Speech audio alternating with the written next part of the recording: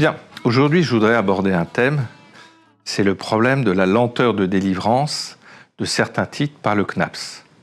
Alors quand je dis le CNAPS, je ne veux pas du tout remettre en cause cet organisme, puisque bien souvent le CNAPS, lorsqu'il fait une enquête de moralité, va interroger le fichier du traitement des antécédents judiciaires, le TAJ dans le jargon, et va découvrir des éléments qui méritent au moins d'engager une enquête.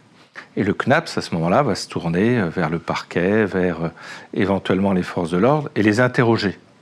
Et si ces forces de l'ordre ne répondent pas dans les délais, le CNAPS prend du retard.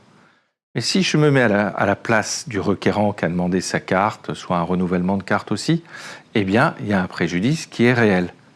Et la question qui se pose, c'est est-ce que je peux demander réparation de ce préjudice?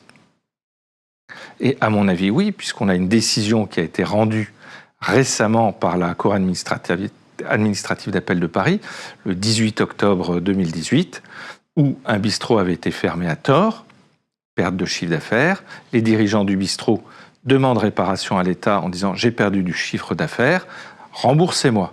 Alors l'indemnisation a été obtenue, mais par des montants très faibles par rapport à ceux qui avaient été demandés. Mais le raisonnement est transposable à toute situation administrative qui est préjudiciable. On a un autre cas de figure, c'est la lenteur des décisions de justice. Et l'État est régulièrement condamné lorsque les décisions de justice sont prises tardivement, que le plaignant perde ou gagne. Et on est dans la même situation que ce que j'ai évoqué tout à l'heure, et donc des indemnisations sont possibles.